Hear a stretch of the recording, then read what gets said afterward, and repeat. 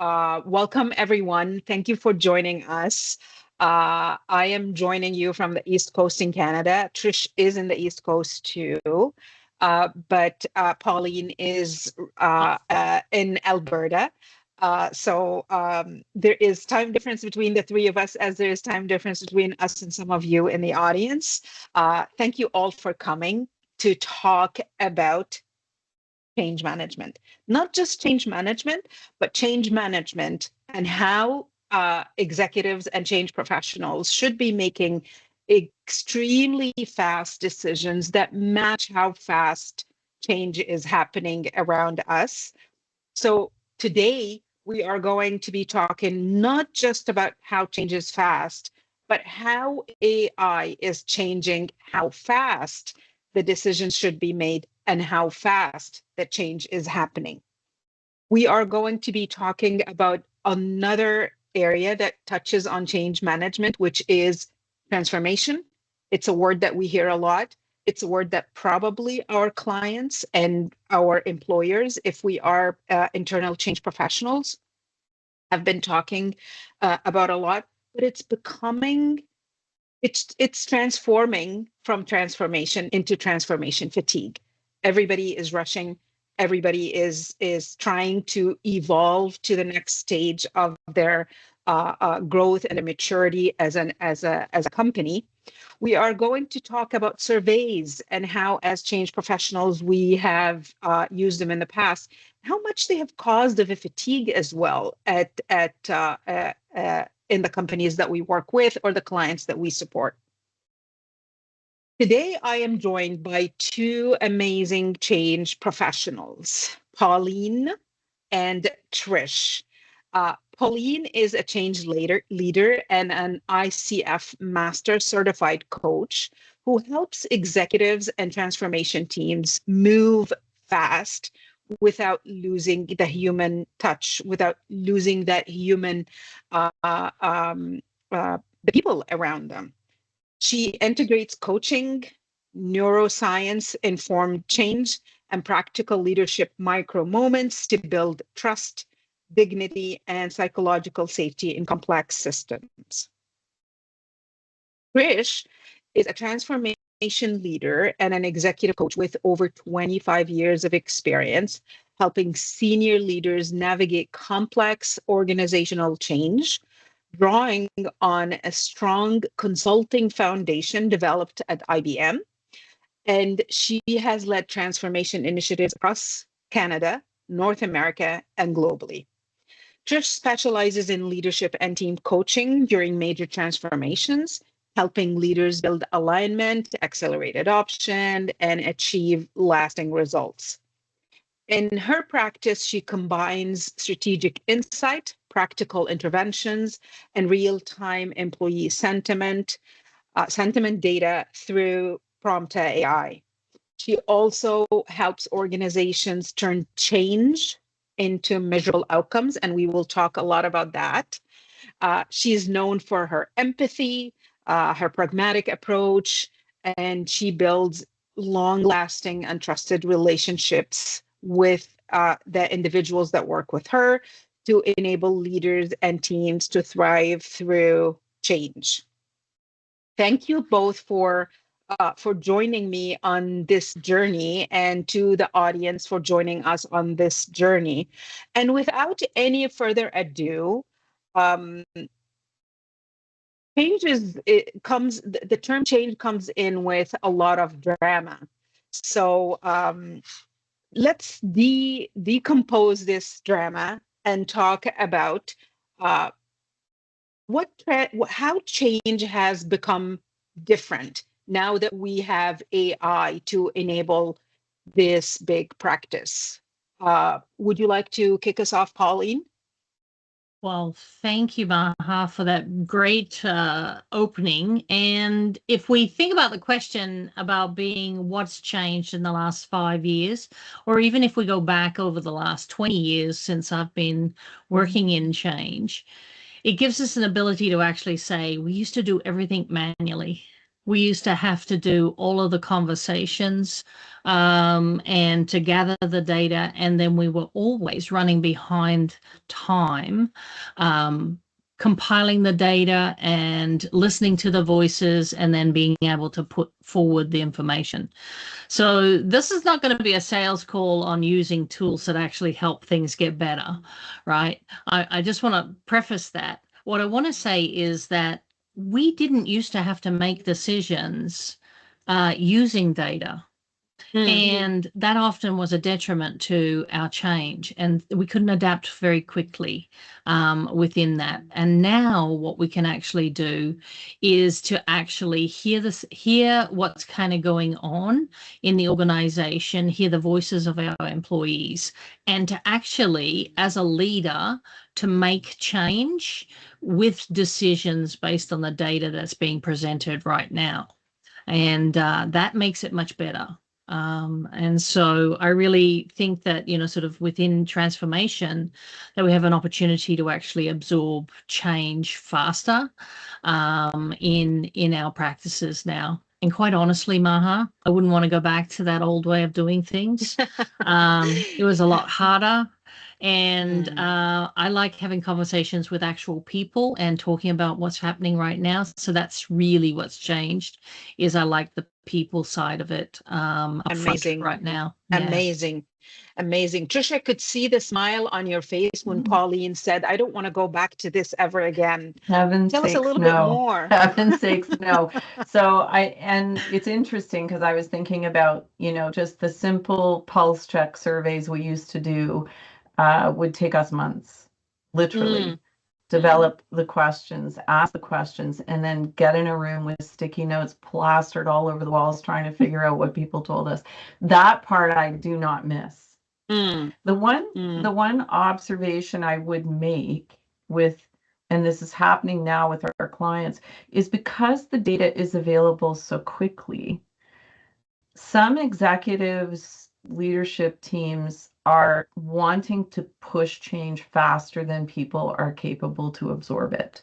So we have to be cautious at the same time that we can get these insights and signals early. We need to understand that on the other side of it are human beings who can only go as fast as they can.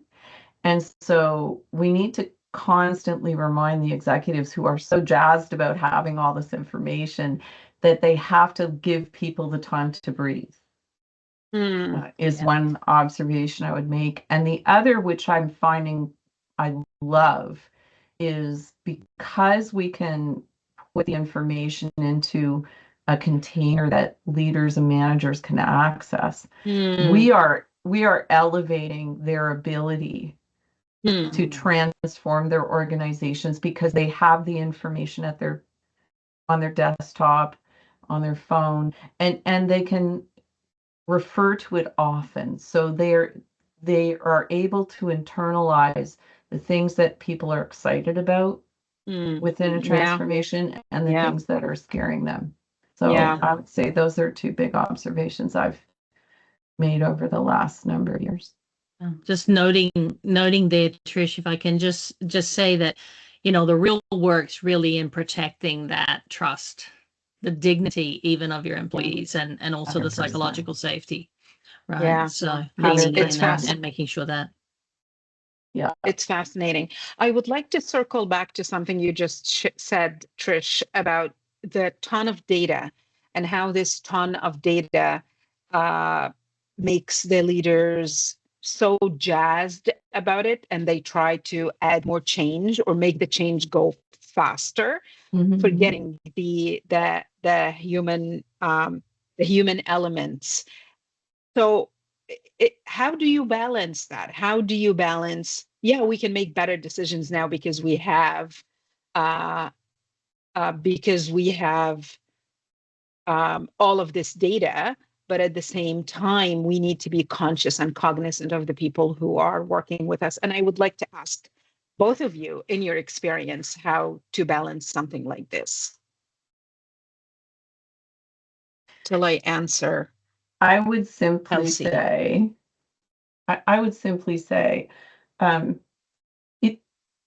what's happening as change leaders for us is having access to all of this information quickly, and the depth of it and the richness of it is changing us from analyzing the data, because the platforms can do that, and requires us to be much better coaches to management teams, leadership teams.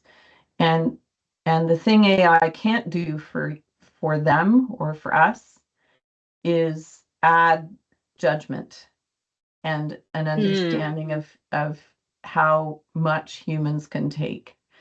And so I think what happens is we now are responsible for, and I feel this is a huge responsibility that we have, to ensure executives and management teams absorb the things they need to first before they expect that adoption by the rest of the organization. I would say that's one of the biggest things I've seen that's shifted. Yeah. Fascinating. AI can help us go faster, but people don't necessarily go faster, right? Transformation fatigue is real, and individuals, their ability to absorb the change needs new strategies, and you need to be able to actually give that to the hands of not only the leaders that are directly there, but also to the individuals going through the change. Their nervous system is all jacked up over around even just the word, when we mention the word change now, or transformation. And so like the pushback's not necessarily sort of that they don't want to actually do this. It's that they can't process any more additional change. I mean, we're in constant change.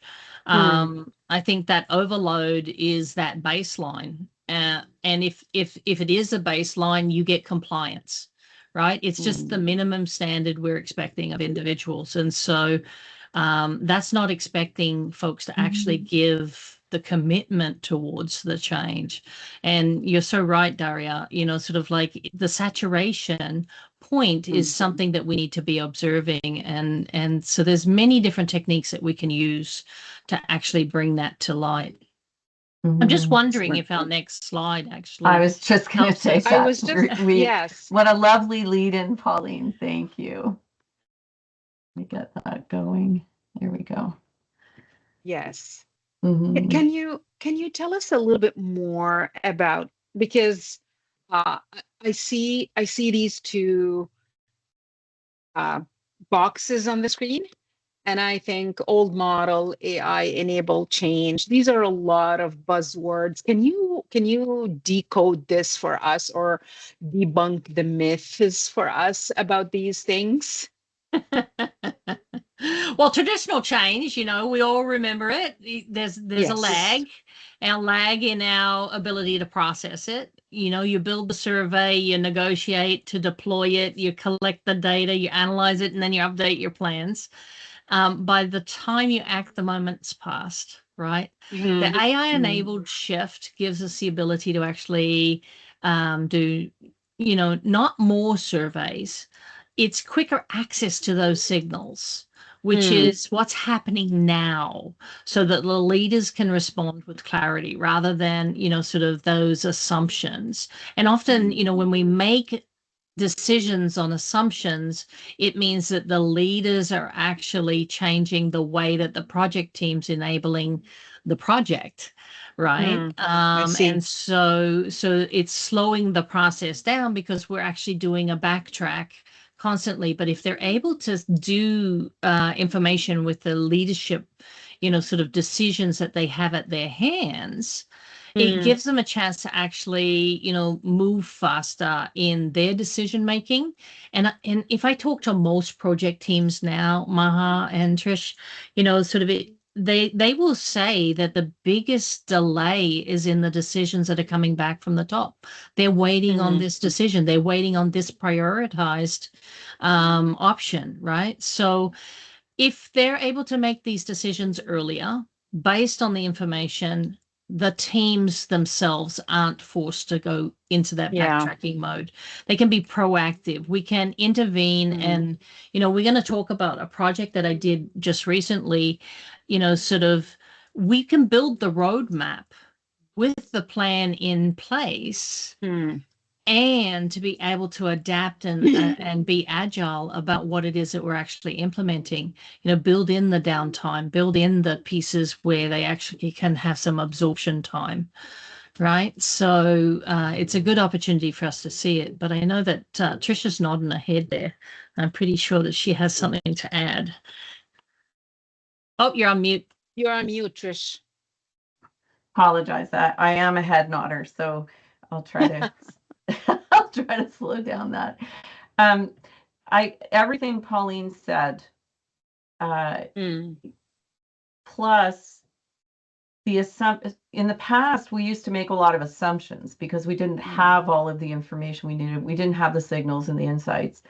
And those assumptions fed our plans. And back in the day, part of our success was having a complete plan and a roadmap and all of the activities that we were going to be busy doing.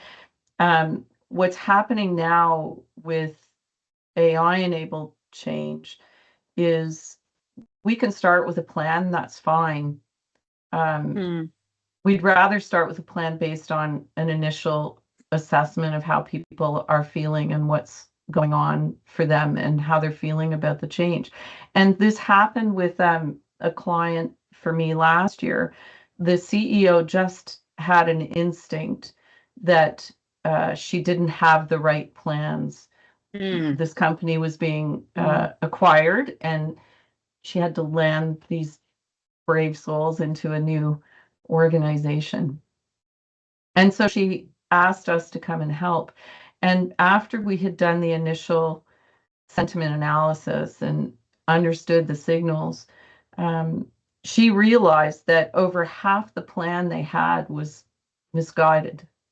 And so we modified their plan based on what was real for the people who were actually having to move. That to me was a defining moment for this leadership team. And often with acquisition, there are major retention issues. They had almost no resignations after they landed on the other side because they felt, and they said this in their post-arrival assessment, that they felt so cared for and prepared. And even though it wasn't smooth, it's never smooth, there's always speed bumps, they didn't feel fearful because they knew if somebody asked them how they were feeling, that they would be heard and there would be action. So that's the beauty of AI, is it lets you ask those questions, get immediate understanding of the issues, and then you can go back and respectfully say, we heard you and here's what we'd like to do to help you. Yeah. I love this example, Trish, because I was wondering how there's all of this noise that happens when there is change and when there is transformation, let alone a company being acquired by another company. And it's always a big question, how do leaders understand and what do they make of all of those conversations and all of this noise? And not gonna lie, sometimes rumors that are that spread around in organizations like wildfire in times of transformation. And I'd like us to talk about this a little bit more. How have you leveraged AI so that leaders can make sense of these conversations? Great question. The biggest way that I've leveraged it is actually hearing the voice of the individuals within the organization. And when I say that is, sort of the tool that comes to mind that, sort of I did use in the previous change that I did is the Prompter AI tool, right? The Mm. tool gives us an opportunity. It's a platform that gives you the ability to actually have the change right at hand. Now, it's not a sales call. I'm just letting you know it's not a sales call. But when you have that detail and that level of detail within your hands, you can get your prior state, you can get your current state, you can get your detail related to what your future state is, even just in the words of the individuals of the organization. Use those exact voices and translate it into your correspondence, into your communications plan, into your communications items, and just noticing the nuances. For instance, just slightly changing the nuance to be a positive language signal rather than the typical language signal that we get, which is always something is wrong in the organization. That negative signal, you don't normally look for or screen that in your regular communications because you're just so used to writing the organization's communications. So we know that we get called in late. We know that we get an opportunity to actually say, oh, just come in and just do the communications and training plan. That's easily done. When you've had the experience, right? You can gather the information, but just simply putting it all in one spot and then starting to write from the information that you've got in their language and to enhance their language, to actually put it into change language that helps them to know, feel, do, and believe in the change, I think really helps those leaders nail what it is that they want to actually do. I love that. The know, Fascinating. feel, do, believe. I love that. I think I stole that from you. Mostly. I thought I stole it from you. Okay, time for me to steal something now. It's all good. With permission, I'd like to go to the next slide because I feel like we're leading right into this.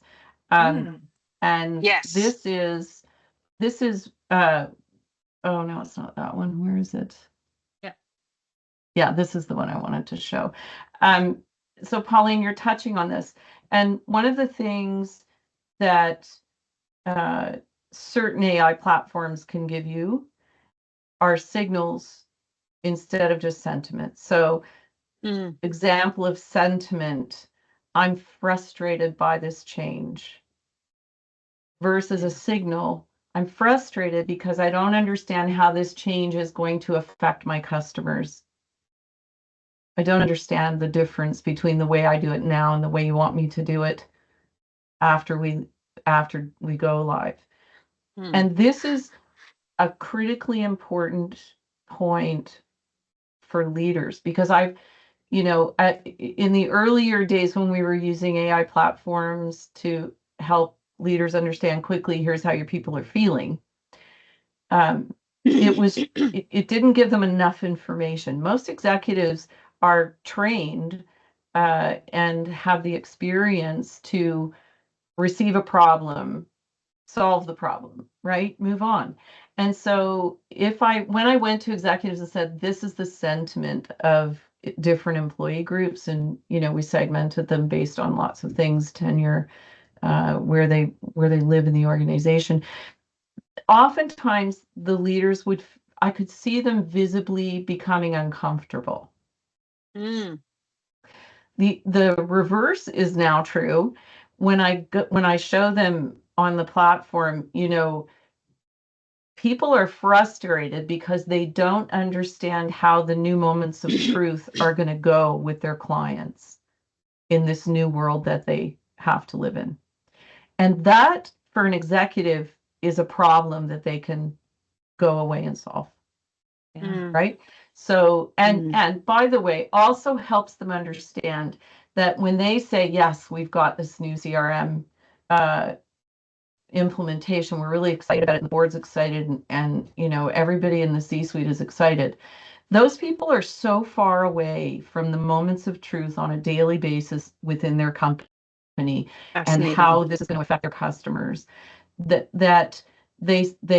it's all positive for them, but it's terrifying for some of the folks who realize that unless they have a different skill set, because the CRM platform they're going to be using requires some skill set they have never had to have in the past. If the leadership team can hear that concern and then say, we heard you, and we're going to target the training not just on the new platform and the screens and how you navigate, but we also want to give you this other skill that's going to be critical for you, which is active listening, or, choose a skill. But what I love about it is we can direct those leaders and say, this is what people are afraid of. This is what they think is going to happen to the customer if they aren't able to use this new platform. So we've got to close that gap. That is much more fulfilling for us as transformation leaders and for executives, as opposed to just saying my people are afraid and frustrated. Yeah, you Because said they something can't really do anything with that. You said something critical right there, Trish, which was leaders are great at solving problems, or they see themselves as that task, right? However, their people are not problems. And their people are not the problems to solve. And so if we really want to name the fear and the fatigue and be open and honest and create that psychological safety, leaders need to be prepared to hear the fact that I'm fearful about what's happening with my customer. I'm fearful about that I can actually perform my job now at the rate that you want me to do, because we all know there's always going to be a lack of resources. We all know that there's going to be a lack of opportunity for individuals at the front line to get their training away from the front, and they have to do it in front of the customer. So that condition for learning, that condition for adoption, is really an opportunity for us to actually flag the honesty, use the data, build in the earlier moments for training in UAT, in process optimization, in the learning and training before we go live, and then support them during sustainment. Right? An opportunity to do some hypercare, and leaders not treat their employees as resistant. Yes. And not treat them with this apathy towards their ability to actually do the job, because they really are trying to do the best that they can. However, they're probably dealing with, and if we all know this, a portfolio of changes at their hand. HR wants them to do this. Finance wants them to do this. Or their manager wants them to just try this little thing. Customer wants them to do this. And so it's all change right there in the individual's hands. And leaders get a better sense. I think they're able to trust the data that's coming through. I have noticed that, leaders take a moment to think, okay, well, this is exposing me as a leader. Like I'm worried about what sort of feedback they're going to give in this particular moment around the change, or how they're going to hear this. And they become frustrated because they're fearful that this now becomes a performance management issue. And we all know that resistance at the front line, off you go, sort of the typical method has always been to send them to human resources, because now you're a problem child in the organization. And that's not what we want to indicate in change anymore. Let's take care of our people. Let's really dig deep and to actually provide opportunities to hear their voice, their valid concerns. It does not matter what they're saying. The thing is, we can respond to it. And it's just usually indicating a moment in time where we can actually give them more training, more data, more, sort of communication in the way that they can actually do their jobs. Bit of a spiel there. Sorry, I went off a little tangent. I actually like the example that you provided, Trish, because it says that sometimes and going back to label employees as resistant to change.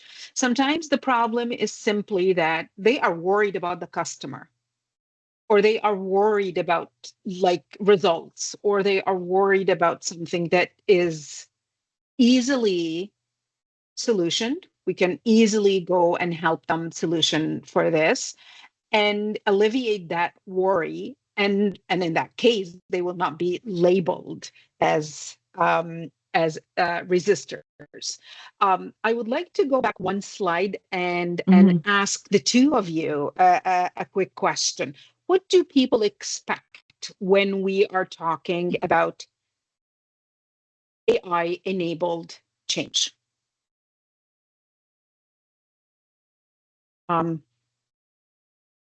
Pauline? So what they expect, maybe what they're expecting is for us to actually, sort of they're hearing this resistance and they want somebody to actually deal with it. So please go and coach this client, this participant. Please go and help them adapt. The opportunity also arises where we actually want to build trust, and trust in teams is very, very, very important, and no one wants to be exposed. And so there's an opportunity here where we're changing the dynamic of who they are in the workplace, perhaps their status within the workplace. They used to be the typical known person in the organization for going to related to this. But even as I say that, I kind of look back on it and I go, it goes back to the signal of what is changing and what's not changing, and how we can actually really lean into what's not changing to give them a solid grounding in what they already know. There's not too much there that they can't adapt to, but when it seems so big, they have an opportunity here where they actually, sort of are trusting the wrong information. So, so that I'm not sure if that completely answered the question, but, sort of I'm really thinking that this engagement really invites a leader's responsibility, right? What conditions are we creating that make it safe to tell the truth, to ask questions, to learn, and to actually enjoy working with our colleagues, build the momentum and really do the things that we do. I mean, we spend half of our life with these colleagues. And so why not enjoy what it is that we do? Fascinating. I love that. I love that. And one of the things I noticed, different engagements, so not an acquisition, rather a full on new model for managing a business. The thing I emphasized to the senior leaders was, we're here to help you with this change. And the thing that's going to be different this time is you're going to know we're going to help you with what the signals are, and you're going to go and be in front of those employees and help them understand what you're going to do about the things that they think are still gaps for them in terms of moving to this new model. And initially they were very hesitant, wanted us to be the speakers, and our job is never that. As a transformation leader, your job is not to be the messenger, it's to enable and create courage in the leadership team and the management team to be able to go and talk to their folks. And one of the things I loved was initially the first analysis we did, there was a lot of negativity, and one of the C-suite leaders said to me, "This is horrible. Look at all these negative comments. Look at these negative reactions." And I said, it's better to know this and be able to work on these things and be able to turn them into positives, rather than not knowing, and this is still going to be true. And so when we did the next pulse survey, they actually said to me, "Show me the negative stuff first, because that's where I want to focus. And that should be the role of leaders in transformation, is look for the painful, mucky middle stuff and get in there and help your folks move out of the mud. That's the job. And with the ability that we have now with AI platform, we can easily say, here are the 3 things you need to focus on with this segment of your population, and this will move them out of the negative and into the positive. And you can measure that quite easily. And so all of that just becomes so simple, not easy, but simple to understand. And then you come up with, we coach on the tactics to help move them along. So I think that we can give leaders far more tangible actions to execute and provide them with context, which will then help them have better conversations, I think. You talk about an example there. I can think of an example in 2 like organizations where one used the platform and the other one didn't use the platform. And the leader's resistance was greater in the one that actually didn't use the platform. And the change plan seemed way messier. And in fact, sort of the data that they were using was old operational data, which wasn't set in real time. The team that, sort of I worked most closely with, really, survey fatigue was real in that organization. So there's one word that we couldn't use, which was survey, right? It actually was, sort of an annoyance that it really was. It's really about the signal. What were people being tired of being asked for input without seeing some action? And so what made the difference wasn't just another plan, it was the leadership micro moment, and really getting involved with the leadership team so that they could be proactive in that and make it safer for them to surface, what was actually happening, and they could then see how they could manage that. Like I found, sort of like when we really think about change and we think about, where change is prevented in an organization, it really happens in that middle management. And we really have done nothing to address that. I think that we actually have found a method to actually address that, to put that in the hands of the leaders again, and they can feel like they can get a handle on where this is. The pressure from the top and the pressure from the bottom, now they can understand it and they can really strategize. And so when we bring those leaders together and we have a conversation about it, the conversations inside of the organization around changes. And so what I've found is that by utilizing, tools that help us, right? And these are organizations that use AI in other ways in the organization, but to use it in the change and in the project, it gave us a chance to think about things sooner, to actually design and plan. And, quite honestly, it can't be done without, leaders' trust in you as an organization to be able to do that. And I think that comes through, sort of real dedication to knowing what it is. And as an experienced change practitioner, I find it's one of the best things to do is to be able to say, hey, look, I can see this, and normally this is where I would go, and here's the data to support what I actually want to do.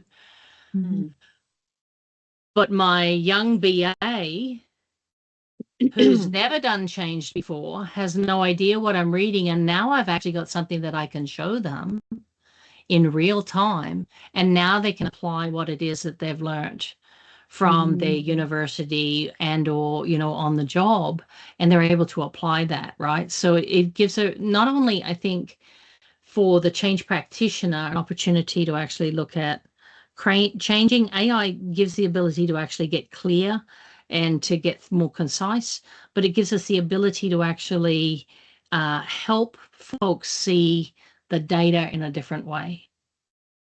Agreed. This is a very interesting point, Pauline, because the word on the street is AI will replace jobs and will take away jobs. And I'm glad you're bringing this up, because we need to address the elephant in the room. Is AI going to take over this role, the change management role? It's it's taking over some of the stuff that, really can be done by a better tool, right? It's not going to take over our roles. In fact, it's actually going to enhance my role. And as Trish said and alluded to earlier, gives me a chance to actually do the thing I love, which is to coach and to develop and build capacity in the organization. I'm going to hand that to Trish. Thank you. So I'm going to show, so we've been talking a bit about this, right? I just moved to this slide called Change is Social. Leaders can't hear every conversation in the organization with respect to whatever the change is. An AI platform can do that at scale and help us see the signals, and then allows leaders to make better decisions about what to do about those signals, which then means I feel more capable to align with the change you want me to adopt. All of that to say, change moves as quickly as the good conversation is had. So if I know what is troubling my employees or certain people in the organization, I will have a meaningful, targeted discussion with them about the thing that matters to them, not what matters to me as a leader. I have to be coached that sometimes. It isn't about what I think as a leader, it's about what my people need from me during transformation. So I would say that. Yeah. And I'm just looking at Daria's message in the chat. Strategies, assessments, training plans. Yeah. Exactly. Great. Exactly. Right. You can focus on making those leaders brilliant in a difficult time. And the platform I love that we leverage is even better than me just having conversations and coaching my leaders. I give them access to the platform, and they can go in and inform themselves, and they can figure out what are the right, because the platform will give them this, if this group is struggling with how they're going to do cold calls with their clients now because they've never had to do that before, but we're changing our model, so now we need them to do that. What do I have to do? How do I help them? Outcome, 3 actions that a leader can do to move their employees to a place where they feel confident they can make those cold calls happen. So, and they don't need me there. I mean, I can be done the engagement, and they still have another 6 months with access to the platform and all the information that we use to coach them in the first place, and then they can keep educating themselves. So, to me, if we leave a leadership team and an organization better than we found it because they can do it without us, then I think we've done our job. Yeah. I believe that. And it definitely enables that role, right? Yeah. The role of the change leader really, changes, and you start talking about the ecosystem, right? You start talking about what else needs to change, not just this one-off project. Yeah. And you're able to actually do more. You're able to do more to actually affect the condition in which the employees are working. So very true. Yeah. I'm going to go to the chat again because Daria, you made a really important point. We need to check the output. AI is not perfect. You're right. Chat GPT, Claude, whichever ones, they hallucinate like crazy, and they have bias, and we have to be extremely cautious because of the nature of the models and how they are trained. The platform we're talking about is not available to anyone other than our clients, and it's on its own server, and it's not. We never use ChatGPT or anything else like that when we're supporting our clients, because then you make all of their information public, and that violates every ethic that we have, right? So this platform is quite unique that way. We don't worry about it hallucinating because the data scientist has developed the models in such a way that it doesn't hallucinate. So it gives us a lot, we have far less worry. I have no worry actually about it hallucinating, because it's using its own models and the data from the client. So it's not out in the ether, Yeah. picking up incorrect information. And you're only introducing the client's data Right. and platform, sort of information. So if you're coming in on a half already cooked change, like the project that I was working on is 2.5 years already in the making, based on a previous change in the organization that had done 3 years. That's very costly for an organization, and we were expected to deliver in 9 months. Right? I mean, these are the tools that actually help make that ecosystem better. I think the big thing here is understanding that it doesn't matter what you use. I think the best tools are actually, the proprietary one that is actually designed for the organization, and to ingest the information that you need and keep it pure. I mean, even in my own ChatGPT, I'm not searching, sort of, off the cuff remarks, Flat Earth Society. Sorry if I've got any flat earthers on the call, but I'm not doing that kind of research on it, which gives it all of this false data. So sort of like, AI doesn't replace change leadership. It doesn't replace the data that's in the organization. What it does is it highlights it. It gives us an opportunity to actually work from it, and to not be retroactive, to be proactive in our change rather than pieces. I mean, Maha, I know you've used the platform as well, and I just wondered whether, sort of there was something that we were missing that in the conversation that you had to contribute as well. I think that the one big advantage I would like to add is the AI tool provides you the tools to make us do our job better as change professionals. Everybody has access to the data. Everybody can have access to the data, but it's our ability to build it into a narrative and into a story that moves the organization and transforms the company into what it wants to be, and where the leaders and the employees want to be is what gives us that edge. We gather these tools, we change them into narratives, and we change them into stories. Data alone does not build that story. Data and signals alone do not build that narrative. It's us who transform it from a raw stage into a story stage that we can tell and retell and help people speak about it with confidence, because it's the confidence piece that was lacking in the past. I love know that. we have, sorry. I just said I love that. Fascinating. Thank you so much, Trish. I know we have 7 minutes, and I think, Pauline, you want to say something about this Brave New World slide. Yeah, I just know that what you were touching on, this Brave New World, right? It's human work, right? AI gives leaders and practitioners more time to do it, right? To be more human in front of that. It can't build trust. It can't repair a fractured relationship.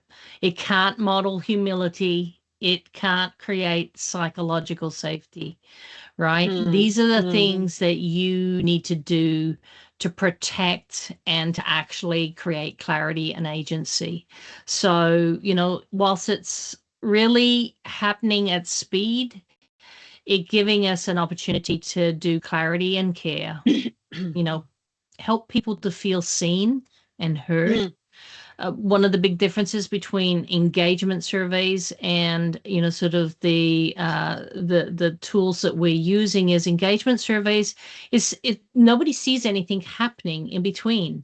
This is where we can take insight right now and put it into action.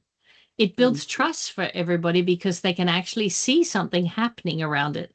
It's not that we're not managing that data. It's the fact that we're able to move faster on that data so that the information throughout our organization travels faster, right? Yeah. So, and I think that builds trust. And I think that you can actually build, it's no longer just surface level, it's the truth of the matter of the change, and you can be more transparent. And I think most leaders want to be transparent about their change, and this gives them an opportunity. People already know, let's move them off the rumor mill. Let's just create some really good human behaviors like transparency. Very, very nice. We still have 5 minutes, actually 4 now. Would anyone in the audience like to ask a question to either one of us? If you would like to put it in the chat, we are happy to respond to your questions or your comments if you wish to share something with us in the remaining 4 minutes. Trish, did you have anything to add on this one? Thank you, I think Sheila. the thing I want to add is, and I think I've said it already, I want to really emphasize that as change and transformation leaders, we have this opportunity now to coach and guide with fact-based insights and signals to make those executives and executive sponsors far more effective in their role as part of a transformation. And it's evidence-based, it's not assumptive, and as Pauline said, we're helping them see that sometimes those messy conversations can create a level of trust between the leadership team and the employees that would not have been there before, because often, the glossy slides are set and we're not going to change the content. So we'll just keep showing them to you, and eventually you will agree with us that this vision statement makes sense to you, and here's, why this change is fantastic. We stop doing that and we start just getting real about the conversations we need to have. And if there are people who cannot align with the new model you want them to align with, help them exit gracefully. Then don't force them to stay if now this place isn't where they want to be anymore. So all of that becomes possible when you have access to those signals and the depth of information behind them. Yeah, so still common resistance to the individuals, the human resources, sort of conversation around job design. So get them involved in creating the job design. Leon's got a really great example here about using NLP. I don't necessarily use NLP specifically, Leon. I have used it in other situations. I don't use it in change now. I don't like the subversive, manipulative piece on that. I mean, that might be a personal opinion on some of the NLP practices. What I do prefer, though, is positive psychology and transparency. And I do prefer using neuroscience, and I use the Pepe model, which gives us an opportunity to look at neuroscience for change. And so there's an opportunity here for us to actually think about sort of new techniques in engaging individuals. And so, the Pepe model is from Tivase Vera and Melanie Franklin. With Agile, and I have found that that using neuroscience for change, agile change leadership, and coaching gives us an opportunity to actually do change better with these platforms and tools. So that would be my final piece. With 1 minute away, I would like to close with a comment that Daria mentioned here. She said that a nice quote that I have recently read is, when you fear something, learn as much about it as you can. Knowledge conquers fear. And I would love to, there's no better way to close this session than with something like this. Thank you very much, Daria. And thank you to everybody who has come to the session. Thank you to Trish and Pauline for sharing your, and thank you all for coming. I really appreciate it. It's been a pleasure having this conversation with two like-minded individuals, and with everyone who was on the call with us as well, who I'm sure share the same passion for change management and for making change management, bringing it into the world of AI. Thank you all very much. Have a pleasant rest of the day and enjoy the rest of the week. It's a nice weather, at least in the East Coast here in Toronto. We will look forward to seeing you again and working with all of you in the future. Thank you all very much. Take care. Bye. And Christina, reach out to the team. We're happy to give you a demonstration and to introduce that. And I think in the last webinar that I did with ACMP, we offered 20% discount on all the courses, but we also offered discounts on the opportunity for folks. And I'm pretty sure that I can swindle Tim to actually offer that here as well. So thanks so much. Thank you all Thanks, very everybody. much. Thanks, Bye. Maha. Beautiful job. Bye. Thank you. Thank you. Take care.